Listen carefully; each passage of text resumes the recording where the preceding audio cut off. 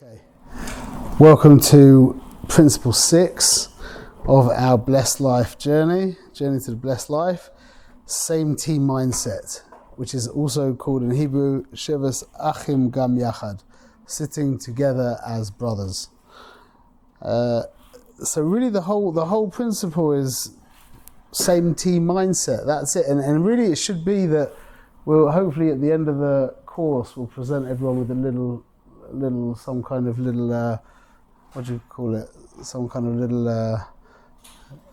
tchotchke presentation that will have this view, because it should be that you can actually kind of, I don't know about meditate on it, but to have a look at it, and it should really, everything should be very, we've got the actual words tell us what things are. So same team mindset is exactly that. It's having the mindset that we're all on the same team. All of us are on the same team. All of us. That doesn't just mean me and my spouse or me and my family. It means me and my neighborhood, and me and Am Yisrael, and even much more than that. It means me and the whole world. That's what the same team mindset is. So the definition is to approach every interaction with the mindset that only mutual success is true success. This is such a beautiful, it's such a beautiful way of experiencing the world. So to approach every interaction with the mindset that only mutual success is true success. Reverse definition, which is very common, to approach every interaction with a competitive or submissive mindset, focused on victory or approval over mutual benefit. Those are the two options. The way Stephen Covey calls it, he calls it win-win. That's what we're looking for. I call that same team mindset. Then there's the common one of win-lose, which means me winning means that you have to lose. It's not enough that I win, it has to be that you lose. And then there's, well, you'll win and I'll lose. That's also not acceptable. So the two options after I want a win-win, meaning that your victory is just as important as my victory, your success is as important as my success. The other two options is I'm trying to defeat you or I'm trying to win your approval. Okay? So affirmations. Affirmation 1, I believe there's enough for everyone. Therefore, I genuinely celebrate others' success without feeling diminished. Okay, I believe there's enough for everyone. Therefore, I genuinely celebrate others' success without feeling diminished. Number 2, I embrace the emotional bank account. We're going to discuss this in detail. This is an amazing idea that is super applicable and super understandable. And once we explain this, does anybody know about this idea, the emotional bank account? Yeah, people know about it? No, I don't know how you can operate in this world. People also they might understand it in different words, they probably will, but without knowing this concept really clearly, life is very different. So I embrace the emotional bank account principle and commit to making consistent deposits. Okay, affirmation 3, my security comes from within, making victory over others irrelevant. I compete only with myself. This is where we're trying to get to, that the actual, not only is it irrelevant winning, beating someone, it might make you feel a little uncomfortable. That's a very, not that sometimes you need to win, but that hopefully it should get to the point where we feel a little uncomfortable when somebody loses to us. That's a healthy thing, although the Western world will tell you the exact opposite. According to how I understand it, that's a very healthy way to be. Okay, so does anybody want to read affirmation 1? Loud, go on, Shu. Loud. I believe there's enough. Louder, sorry. I believe there's enough for everyone, therefore I genuinely celebrate other success without feeling diminished. I believe in a world of abundance where someone else's success doesn't diminish my own. In fact, it inspires me. I celebrate others' victories wholeheartedly, knowing there's enough for everyone to thrive. By embracing this mindset, I let go of comparison and scarcity, focusing instead on gratitude and connection. Shkoyach. Number 2, jump in. Embrace the emotional bank account. Say it so louder, please. I embrace the emotional bank account principle and commit to making consistent deposits. I embrace the principle of the emotional bank account, recognizing that trust grows through consistent and positive actions. Every kind word, thoughtful gesture, and act of reliability strengthens the bonds I share with others. I commit to making regular deposits by showing care, respect, and understanding, knowing that these small efforts build lasting connection and deepen trust. Sure. So we'll see that for anybody who doesn't know, who's not familiar with the emotional bank account idea, although that obviously made a lot of sense to you, yeah, we'll see when we talk about this model of the emotional bank account, it will just make even more sense. Affirmation 3. Go for it. My security Louder, sorry. My security comes from within, making victory over others irrelevant. I compete only with myself. My security comes from within, rooted in my divine self-worth. I release the need to measure myself against others, knowing that true success lies in my own growth and progress. Victory over others holds no meaning. I compete only with myself, striving to be better today than I was yesterday. Yeah. So we're going to discuss that the only person in the whole world that you are in competition with is who you were yesterday. That is a very, very healthy outlook. And that competition is real, and you're not potter from that competition even for a second. We have to constantly be striving to outdo ourselves than who we were yesterday. Okay, sometimes that means to relax, but it's like a step back for 2 steps forward, yeah? But that's who we're competing against. No? Okay. Go on. Nothing. It's funny. I'm just waiting for the Waiting question. for comment. It's okay, it's all good. Okay, so the thing that I find amazing is the word tochocha in Hebrew, which means to rebuke someone. It's really interesting because that word is actually, the shoresh of that word is koyach. So the whole concept in Yiddishkeit of tochocha really is about giving somebody else koyach. That's amazing.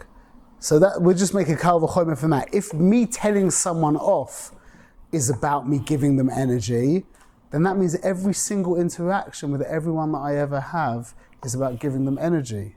It's a kal v'chomer. You with me? So that's this idea of the same team mindset, meaning that I'm taking responsibility for you also. That your success is just as important to me as my success. That is what the same team mindset is. Everyone's okay? It's just nauseous. Okay, something I said. Okay, so there's just a cute story of the Lubavitcher Rebbe in the riots. There were riots in Crown Heights in like the early 90s. I don't know if you remember this. And it was a very bad situation. And it ended up basically polarizing between this kind of war between the blacks and the Jews in Crown Heights. And even someone got killed, and it was a terrible thing. It was very terrible. And these two groups, yeah, the Yidden and the blacks there became, it just turned into a terrible situation. And the mayor got involved, and I think his name was Diskin or Dinkin, I think. And he came to the Lubavitcher Rebbe, and he spoke to the Lubavitcher Rebbe about it. And I'll quote: he basically said that, you know, we've got these two groups now fighting each other, and the Lubavitcher Rebbe's response was, it's not two sides, it's one side, because we are one people talking about the blacks and the Jews. We are one people in the city of New York under one administration, protected by one God. Meaning that the Lubavitcher Rebbe just saw one people, he just saw one world.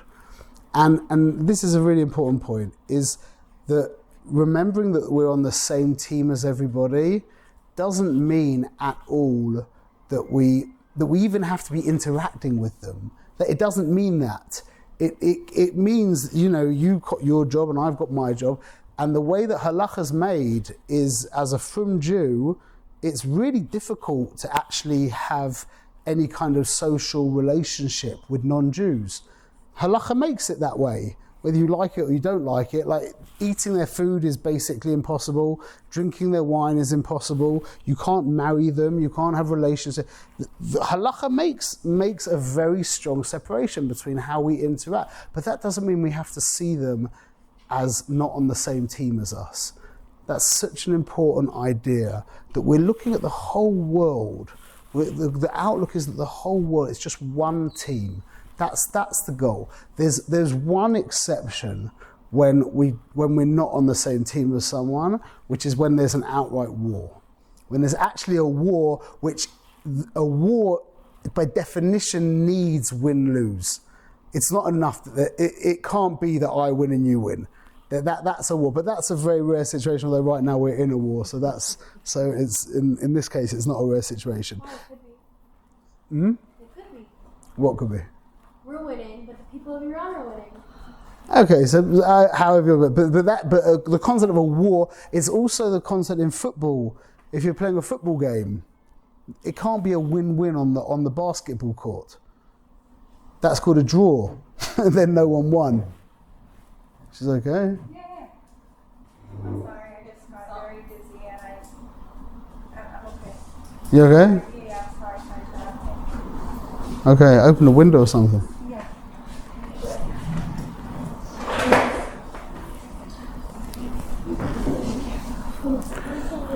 Okay. Okay, so there's a cute story that I have about a experience I had at a go-kart track that really brings this home. I went with my brother-in-laws, my boys, and my father to a go-kart track in London, and we're driving around, and I understood I ended up with three very deep lessons from this experience. Okay, number one was that practice makes perfect, meaning every time we went around the course, every time we went around the lap, I would work out a little bit better, and that was just a very clear, obvious example of practice makes perfect. Then number two, this was very cool, is there was this guy, this isn't to do with same team mindset, but just a good lesson in the meantime, is there was this guy there who was, obviously he had like a season pass or something. He was like a seasoned driver, and he was lapping us. You know, we were fighting it out, me and my dad and my boys and my brother-in-laws and whatever, and he was just like literally lapping us, yeah? So what I did after a few laps is I kind of chupped, why don't I just kind of copy him? Let me see what he's doing. And I did that, and I shaved a lot of time off of that was the idea of emulating someone who's already kind of done it already, the concept of a mentor, yeah? That can't be underestimated.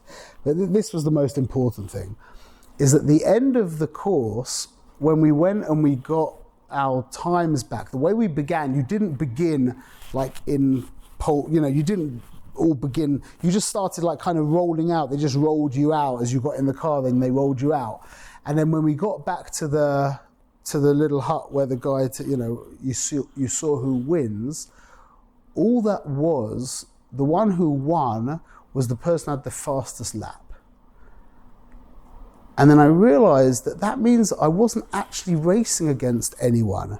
I felt that I was mamash racing, but all I was doing was really just trying to get my own fastest lap. If I'd known that in the first place, so what are all the other people around there for? They kind of to give you chizuk or to help, whatever it is, however you want to deal with it. But the goal was to outdo your own speed. And that is the foundation of this, principle, is that we're trying to keep it with everybody else non-competitive. Meaning, I'm in it for you, especially for our intimate relationships and our closest relationships. Imagine everyone knows of someone who's very competitive. It's a drain to be with them. It's just, and you feel sorry for them in a sense that, why is it that they need to be competitive?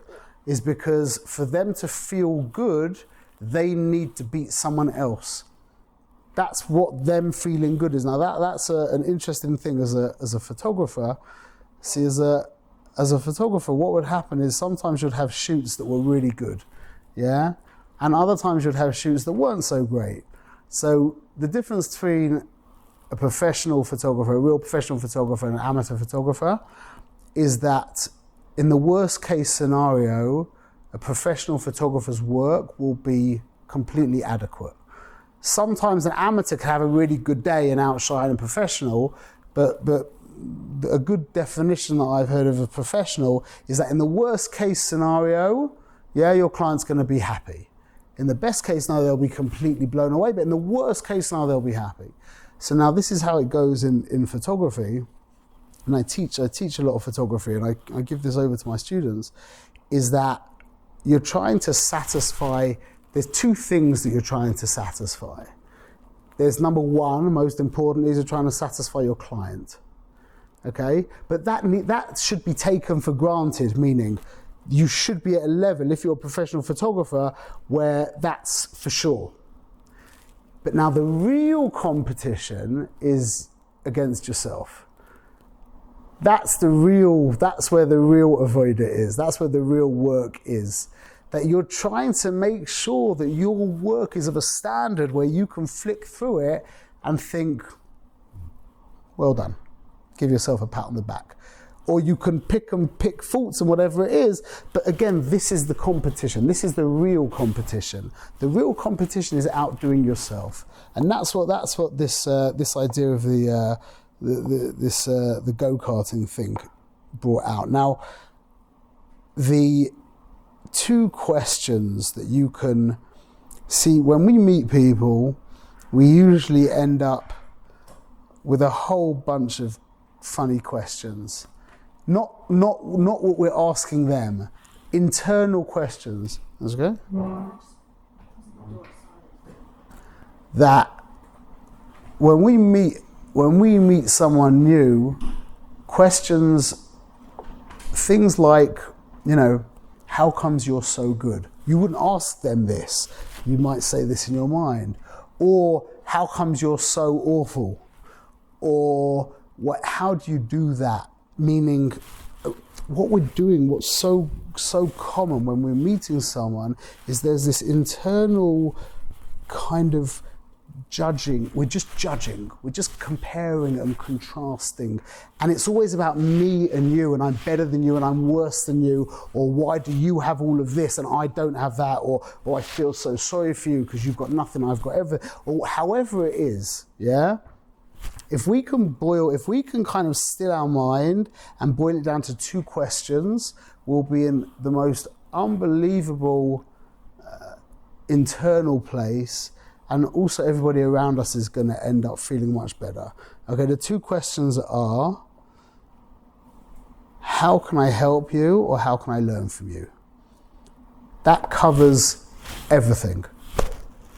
There are certain people who you can help more than you can learn from. Yeah, like younger people, little kids, or whoever it is. There's people who you've got more life experience, or whatever it is. So in that case, how can I help you is when you're the Gödel and they're the Cotton. Yeah? And that doesn't mean in any kind of Guyverdick way. There's relationships always, very few relationships are, friends are meant to be like that, but even in friend relationships, there's always a hierarchy. That's just how life is set up, okay? So there's that question of how can I help, which would be, I suppose, in Hebrew, mashpia and makabel. And then there's the question, how can I learn from you, which would be the idea of being makabel. If we can kind of just allow ourselves only those two questions when we interact with people, yeah, that's something we should be striving for. How can I help you? How can I learn from you?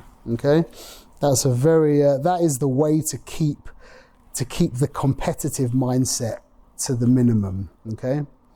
Question: do you approach both these questions to every single person, or do you just do one specific? Well, that's a good question. What happens is when you meet people, like when I met just now outside, yeah, there's a lady that I know and her three kids, one was 6 and 4 and whatever. When you meet 3 little kids like that, now you ask yourself, well, how can I help you? How can I learn from you?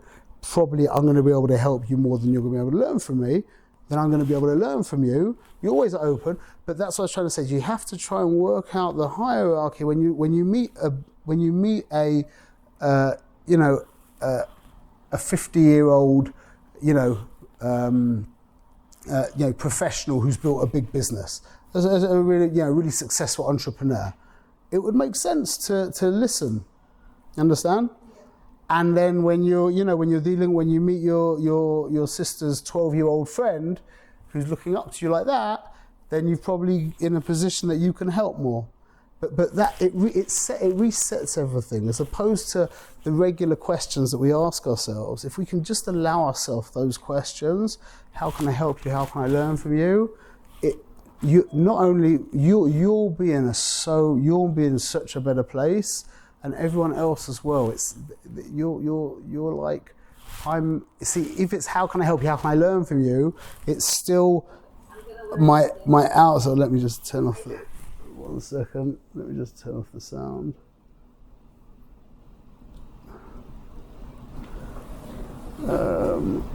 Let's just turn off the sound. Okay, sorry.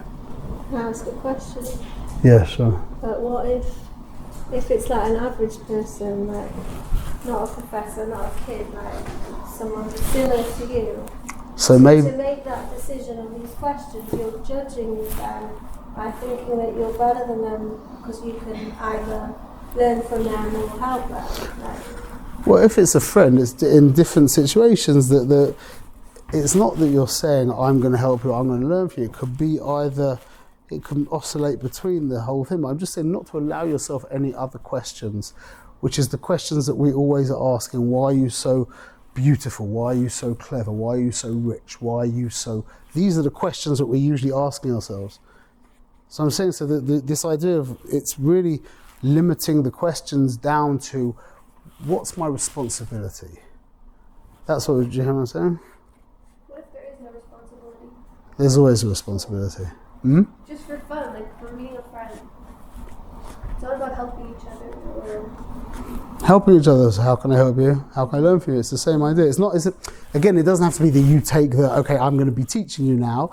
It's just that this is if we put out into our mind when we're in interactions, our mind is just in that place. I'm not gauging anything else about you. That's the idea of competition. Yeah. So this is only about competition and not interpersonal relationships. Like, for instance, I learn from her, but I feel like it's more of a helper kind of role. I don't think so. You're her mother. I'm her mother, right? You for sure. She should be learning more from you, for sure. Absolutely. Then, yeah. Right, but when you said boundaries, right, and when there are rules and boundaries, so is this applicable to what you're saying now, or is this just on a competitive? No, this is the most important in the very personal, intimate relationships. This is the most important. The most important. These are the most important relationships. These are rules for relationships. Bichlal.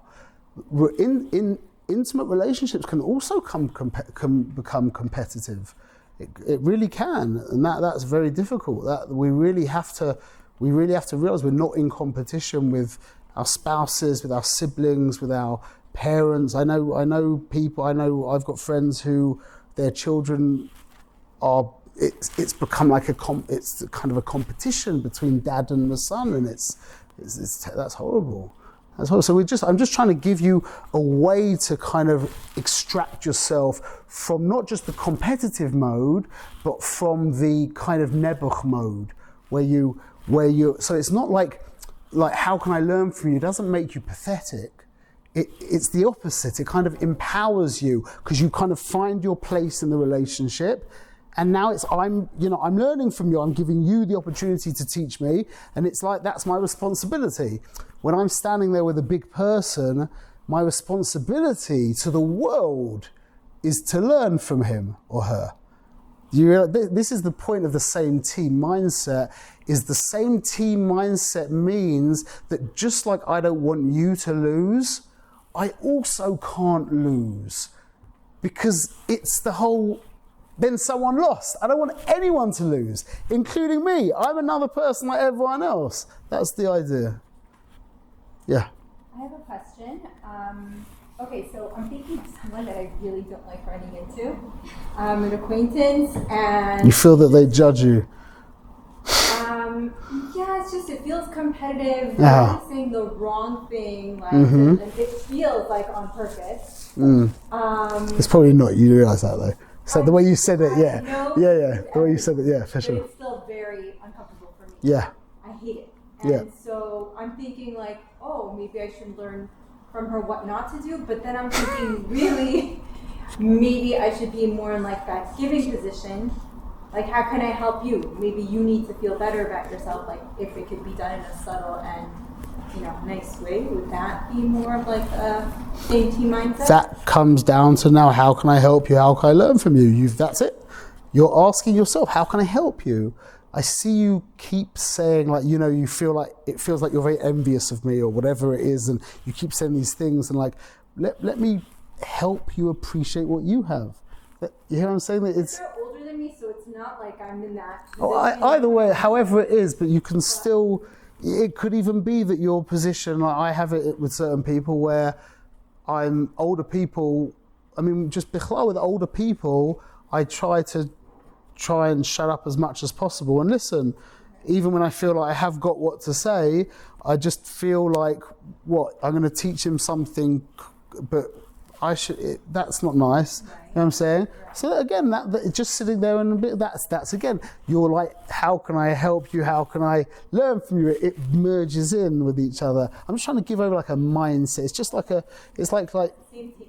yeah, we're on the same team. So I'm either helping you or I'm learning from you. What else is there? That you're better than me, that I'm better than you, that's the other options basically.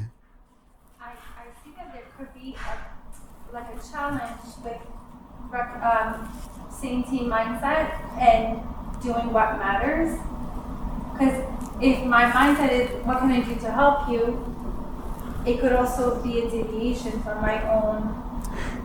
Yeah, so again, well then you would be losing. We have to balance. Right. The balance is everything, and you have a responsibility to yourself. Right. You have a responsibility to your creator.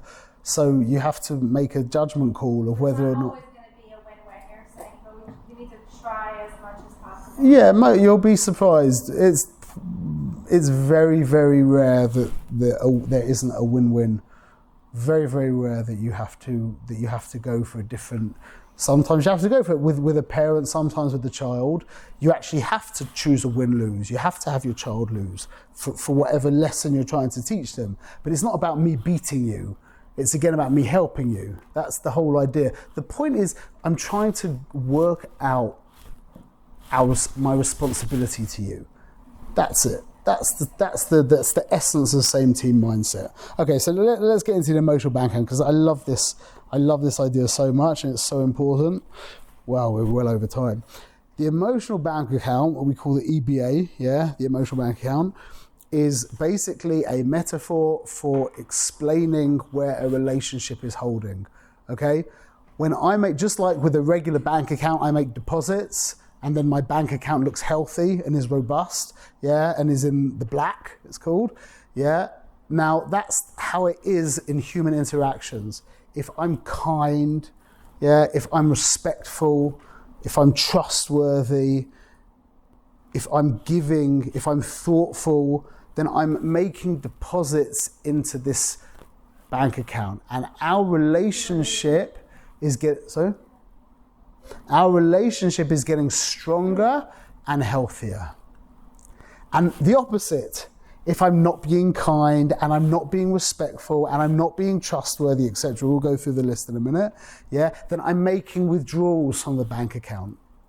And the bank account gets more and more overdrawn. And it could be, chas v'sholom, one day that it might actually end up getting closed. The bank account would get closed, chas v'sholom. Now, what this really means is, we've got a whole list on page 137.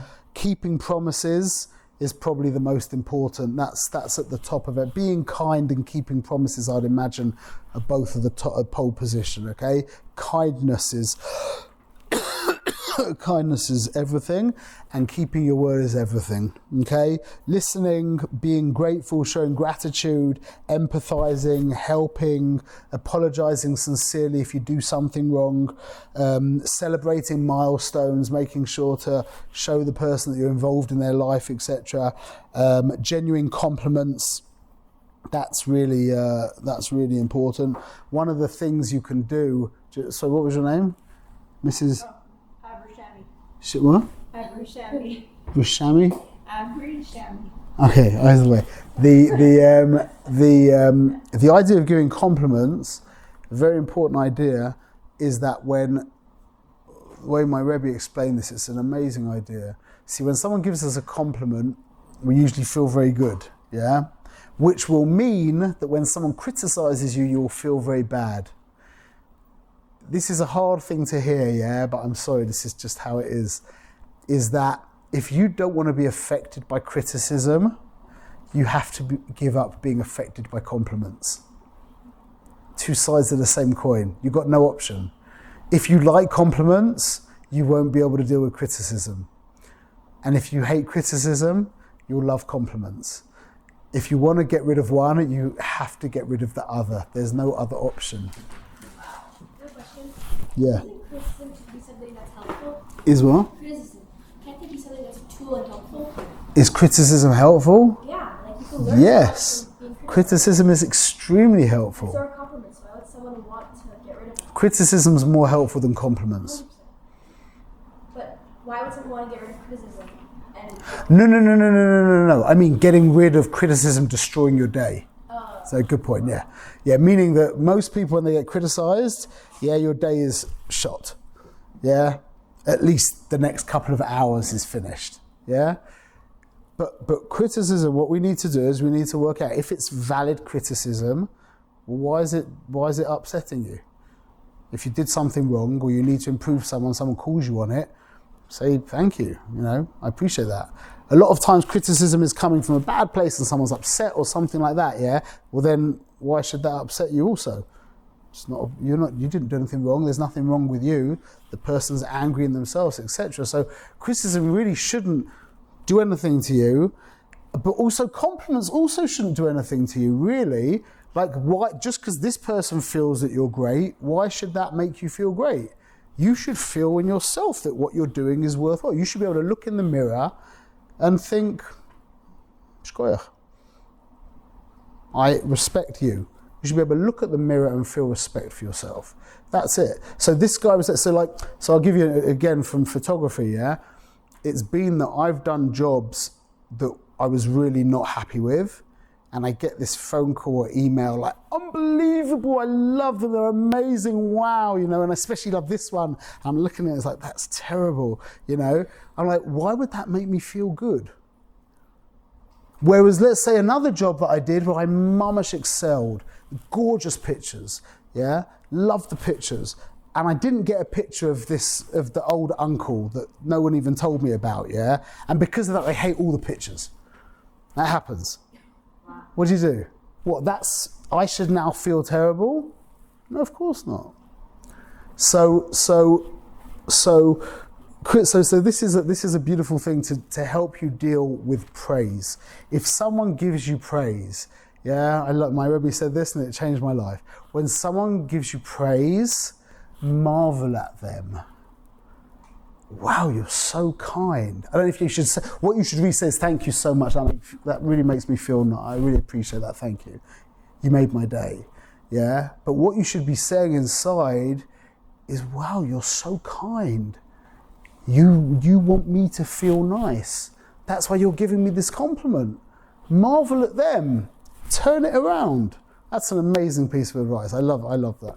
Anyway, so that's the idea. So now, I'm not going to get involved in, you should read this yourself because we're running out of time a little bit, but it's so important to know this dynamic of the emotional bank account, okay? We make deposits we could go around the room and we could go around probably the room 10 times and everyone could give a different way of making a deposit into the emotional bank account. Now, what does it do? What's the difference between a healthy, robust, I don't know what you call a bank account with a lot of money, and I never usually see that, so. but a healthy bank account and a not healthy bank account. And this is the difference. I have a nice story, again, with my son Yochanan, all the stories with Yochanan. But it was around Pesach time, and we have a very healthy emotional bank account, yeah? One of my other children I'm overdrawn on, although I made some big deposits recently, and I only realised just recently that this is the problem. But anyway, so with my son Yochanan, we're in a very, very healthy, I'm a millionaire with him, a billionaire with him, yeah? And he did something annoying, and I never hit my kids, and I hit him, like I kind of clipped him over the head.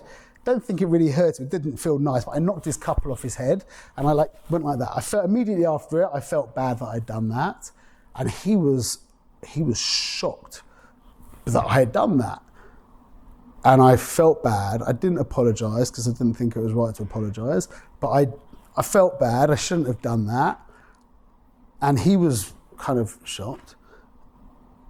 And within about 5 minutes, even quicker than that, it was completely forgotten about. He's back to normal with me. That's an emotion. That's a healthy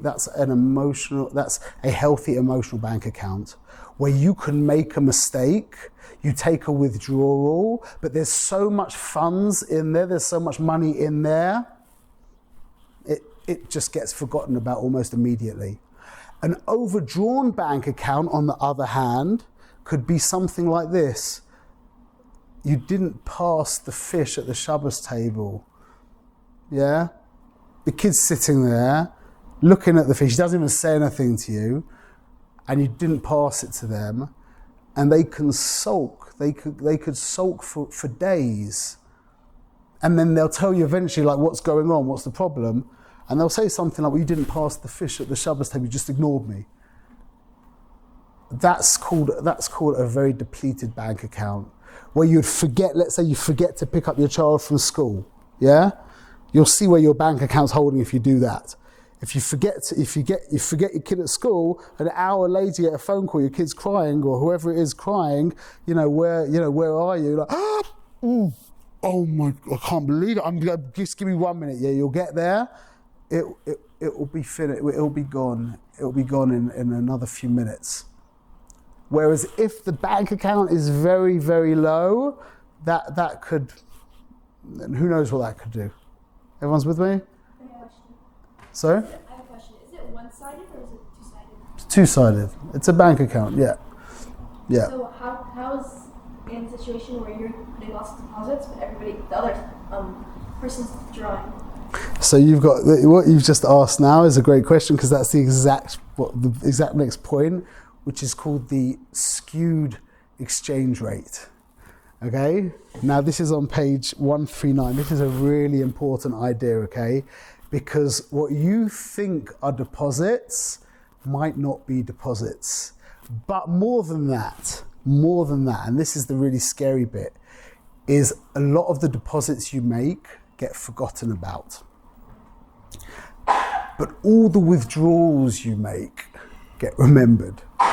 Now I'm gonna polarize this. It's not quite as stark as what I'm saying, but it's not far off. Okay, it's like this. Everything good I do for you, I remember forever, and you forget immediately. Everything bad I do to you, yeah, I forget immediately, and you remember forever. Yeah, everyone's like nodding, like yeah. Okay, now what compounds it is everything good you do for me, you remember forever, and I forget immediately. And everything bad you do to me, you forget immediately and I remember forever. To get that clear, what's it? So that's, I made it more, I polarized it, okay? Very much. But that's how it goes. You have to remember that. So what's the answer? Is try and forget about the bad stuff that people do for you, and also try and forget about the good stuff that you do for them. Your life will be much better off if you do that, because they probably forgot it anyway. Yeah. It's sometimes good to hold, to remember those bad things and just keep a distance. Is it good to remember the bad things that you do for people? No, let's say someone did something bad, like hurt someone, and then remember that thing, and they're keeping boundaries and distance. Yeah. Okay. So that's intelligent. That's very good. If somebody's got a thing about stealing, yeah, then don't leave your wallet lying around. That's very important. But generally, we're talking like you have to remember that when you do something to somebody that's not nice, yeah, they will remember that long after you've forgotten about it. And when you do something nice for someone, there's a good chance that they'll forget about it much quicker than you're going to forget about it. Yeah?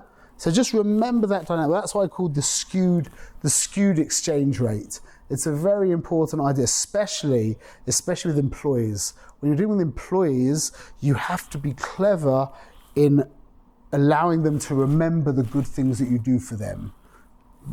It has to be intelligent, but you have to let them know that when you give them a raise and they come back to you for the next raise and whatever, you have to work out intelligent ways of subtly letting them know what you've been bringing to the table. Because with the employer relationship, it's more it's a little bit more involved than it is with a intimate relationship. Okay. So I just this is such an important idea, is how insipid the competitive mindset is. Just the statement, yeah, the best bocher. Everyone's heard this statement before, yeah, he's the best bocher. You have to know that that's a toxic statement. Not that you should shout at anybody or whatever it is, but just to protect yourself from that idea of people being that their worth is just lefi. It's just a comparative worth. It's just a comparative worth. And it's very difficult. Sometimes you have to go there. Sometimes you do have to go there. Okay, especially if you're an employer and you're trying to, you want to hire somebody, and also if you're, in shidduchim and stuff like that, you don't have much other things to go with. Yeah, but just to keep in mind that it's not helpful for any kind of real relationships, and the way that seeps into us, this competitive mindset, is basically in the Western world, that's how life is.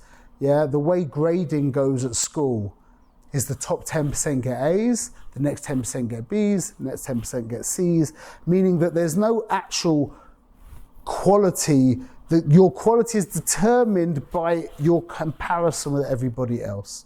Okay. Also with law, yeah, with litigation, with sports, with politics, with everything is about comparison and competition in the world that we come from, in the Western world that we come from, and it kind of the only word I can think of is insipid. It gets so deeply into us. It has to be understood that we're scripted in this either win-lose kind of mentality or lose-win kind of mentality. And this is what same team mindset is about, is getting to this place where we're seeing everything as a team effort. That's what we're trying to get to. Okay, now there's 3 qualities, I suppose, that are absolutely essential to have a same team mindset. What allows you to have the same team mindset, okay? And we're going to go back a little bit to live life, the first principle. The first one is inner security, which you could call self-esteem. Anybody has a definition for self-esteem?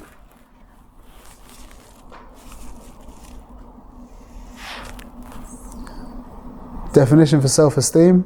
Someone who doesn't let other people's actions or reactions determine their worth. So that's good, but that's more of like, if you have self-esteem, it looks like this.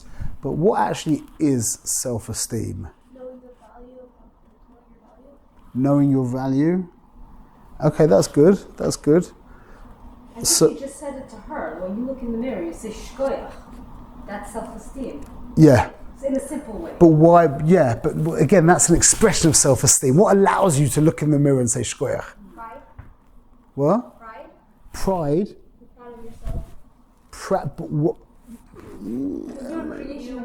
Your creation was Shem. That's a nice thing. Sorry? The awareness that you are Tselem Elohim, you gifted this life to be the essential you. The essential you is your place of worth. So that's an awareness of that.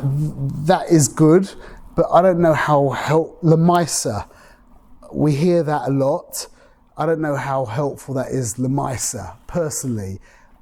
You're just concretizing down. I'm going to get down to so there's a book that I read called The 6 Pillars of Self-Esteem by Nathaniel something or other. Yeah, it's a really boring, hard slog of a book. Yeah, but he was actually the Rebbe, so to speak, of Stephen Covey, who wrote The 7 Habits.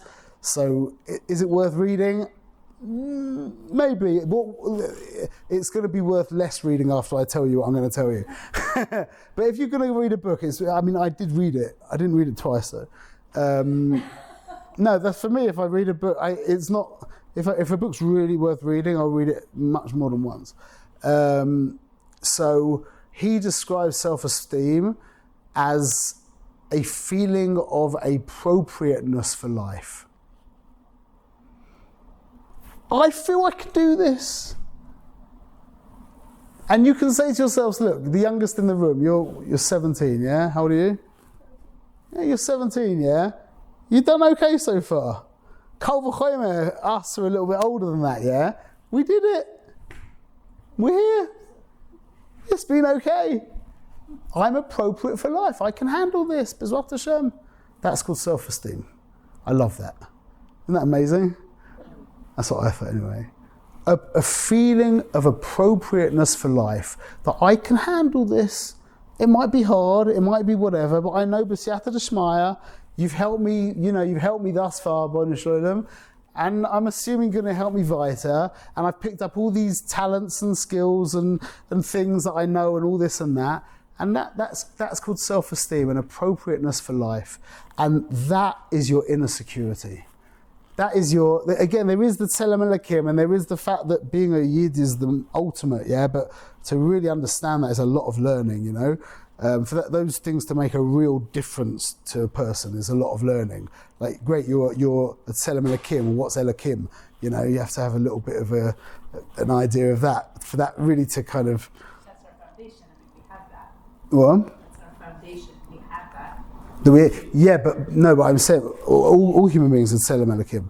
But the idea is, if you know Elokim really well, then that gives you a little bit more. But if you just say, well, I'm in form, I'm just trying to say that is helpful. But there's levels and levels to that. But when you feel that you're appropriate for life, yeah.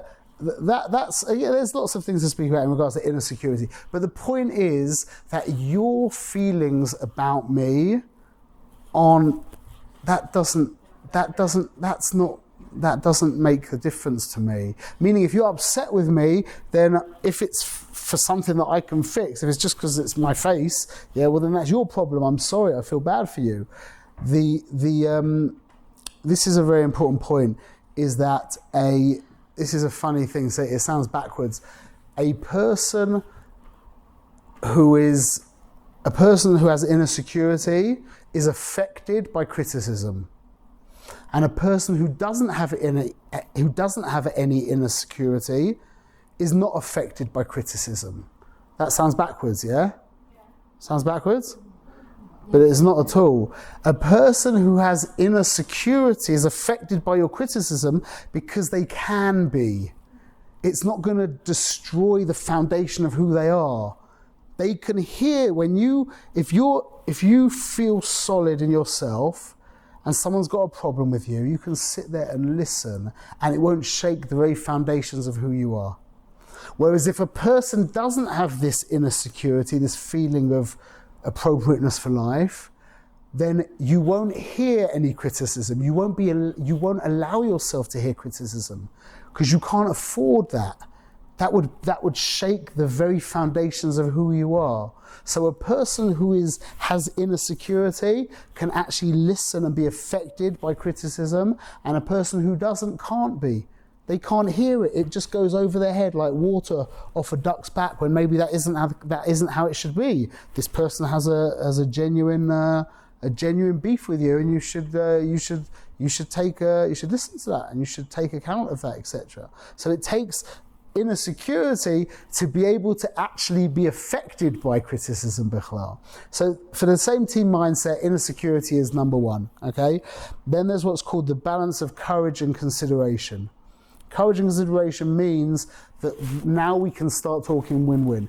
If I have courage, if I don't have any courage, then I'm just gonna capitulate to you. I'm just gonna bow to you the whole time. And that's not right, because that would be lose-win. And if I don't have any consideration, then I'm going to be steamrolling you the whole time, and that's going to be win-lose. So we need to strike this kind of balance between these two very heilige words, courage and consideration. They're two opposite words, and this is the balance. This is the kind of the avoid of the same team mindset. And then the final one, which is my favorite probably, is the abundance mentality, which is the opposite of the scarcity mentality. Scarcity mentality means there's only so much to go around, and that means that if you have a nice relationship with your spouse or with your child or with your siblings or whoever it is, yeah, I see you have a really beautiful relationship with your friend, that eats me up. And that happens to a lot of us as well. A lot of us, even when it's, forget that they just got the client that we were fighting for, yeah, that really takes a lot of power to not get eaten up. But to be jealous of, it's called, you would call it being jealous, but what we're saying is it's like, why can't you be happy for the fact that these two people have a lovely relationship? Why is that? Because you feel that it's taken away from you. That's called a scarcity mentality. Whereas when we can develop an abundance mentality, so for example, a person makes a lot of money. What a lot of us will congratulate them externally and we'll smile and internally we'll kind of be eaten up a little bit. Why couldn't I have done that? Why? So we'll call that jealousy, but that's really stemming from a scarcity mentality, because we feel there's only so much money to go around, and your success has somehow affected me negatively. That's wrong. There's enough for everyone, enough to go around. That's the abundance mentality. So again, we have to script ourselves. We'll talk about this but the abundance mentality is a big avoider. Once we stretch this course out, we'll have whole, weeks of working on getting these ideas clear and really kind of developing these mentalities. But abundance mentality is absolutely paramount. Okay, so just to finish off, we'll go through a bunch of in action. Now again, like we did with the last one, remember, that was good input. I wanted to remember that. Remember when we spoke about recognize the other, the first thing I said was to not take anything from anyone. So it's still the same thing, but I want to change the words. It's to not detract from anyone. When I said to not take from anyone, meaning you don't want to detract from anyone. That's what I really meant. Yeah, it just made it a little bit tighter. Okay, so in regards to inaction, yeah, and you can go through all these yourself. We'll just quickly flick through them. Again, it's a mindset. The same team mindset is exactly that. It's a mindset. So we're just going to give you a bunch of ideas, and it's in context of family. Okay. So if you don't have a family, I'm sorry, but these can be extrapolated to all different situations. But just it's so common. It's more common in families to have to deal with these ideas. So this is in regards to family. So the first thing is to avoid comparisons. Always avoid comparing siblings or children or whatever. And when other people make comparisons as well, to try as much as you can to kind of diffuse that and to either protect the other person or to even mention that maybe it's not kedai to make comparisons. Involve kids in decisions whenever you can, when you're dealing with family decisions, when you're dealing with decisions that affect the family, turn it into a team. The very essence of the family unit is we're on the same team. forget the whole world are on the same team, and Am Yisrael are on the same team, whatever it is. But if you're going to engender the same team in any place, it's the family. The family unit has to be mamash. I've done everything in my power to do that. We really feel we're on the same team. Like when we go on family holidays, we'll print T-shirts, or we're in the car, however it is with music, and whatever we can do to try and bring as much of a kind of same team feeling together. It's a huge. That's like at the top of my goals, my family. Like we have pictures of the family in the house as opposed to just, like whatever we have. We try and make a point of trying to create a same team feeling. Dina, you feel that? We're on the same team. We're on the same team. Like we celebrate things together. Like let me hold on for a minute. Yeah. So stick up for those not present. When someone is critical of somebody else, whatever it is, sticking up for that person who's not present is not really even for that person who's not present. It's for the person who's criticizing and for anybody else who's around as well. Is when you can demonstrate that idea of it's just the same team. I'm not going to let you talk about this person like that. I'm going to defend them. I'm dafka going to defend them. Okay, use inclusive language. Try and say as much as you can things like we and us as opposed to I and you. Always speak in inclusive language. Pray for each other. Okay, share information openly. This comes to the abundance mentality. This was an amazing thing that I discovered when I quit photography. I made a Suda, because as a photographer, how do you quit photography? You just kind of say, I'm not going to be a photographer anymore, and then people phone you and you're like, meh. So I made a hard quit, and I made a big Suda, and I invited all my photography friends and all my photographer friends. And they started, saying nice things and whatever. And one of the things that they said that really stuck with me, and nearly everyone said it, was how I was so open with all my secrets and all my knowledge and stuff. I never thought of it like that. I always, whenever I would learn a new technique or something like that, I would just immediately share it with everybody. It's just I didn't, like my wife told me about, she has a friend who, to this lady's credit, was her husband, but she wouldn't give out a cookie recipe. I couldn't believe that. I couldn't believe it. Again, it's not her. It was a funny thing with her husband and with the business. I'm not judging. I suppose I am judging her, but just the idea. That idea is a toxic idea. Yeah, share everything. You won't lose. So it came out that in my photography business, I was giving out all these secrets, these techniques that I learned, and all the information I got, and I was like always at the cutting edge, getting new ideas, and I was bringing everyone up with me as well. And I saw at the end of this, I never knew it, people had been so affected by this. Like literally, I was there like example of the idea of this person who just shares everything, and people were telling me how it affected them. It was just, I didn't even think about it. It was like just this abundance mentality that I maybe have from my parents, whatever it is, but that made such a big difference. So share information openly, celebrate milestones together. We said with the family, that's very important. We make, for our children's birthdays, we have always on Shabbos. It's a little thing. It's a 20-minute thing. We buy some candies and some crisps, some potato chips, and we sit around a table on Shabbos, and we for everyone's birthday, we just make it. It's a teeny weeny little thing, but again, it keeps everyone together. It keeps that team, keeps us all there as a team. Encourage cooperative rewards, meaning if you can, try and reward bichlal in the family. Like when someone does something good, then take the whole family out for a meal or something like that. Focus on rebuke on behavior. Okay, that's obvious, meaning don't criticize the actual child, just criticize the behavior if you need to. Okay, sit together. Again, these are just a bunch of different ideas. Sit together, not opposed. If ever you're dealing with some kind of like litigation in your family, yeah, and you're having to put two siblings together, whatever it is, have them sit on the same side of the table as opposed to opposite each other. That's the mindset, is that we're looking at the problem together. We're not looking like this. We're looking on the same side, trying to work out how to work this out. Play cooperative games.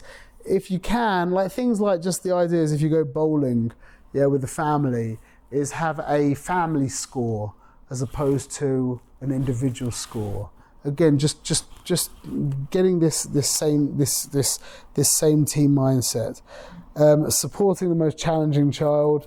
That's just an idea of, again, these things really they can give a whole share on each idea. I'm going to leave that. Okay, celebrate family achievements together, and a reward shared success is basically, again, the idea of what we're talking about is that we should try and include everyone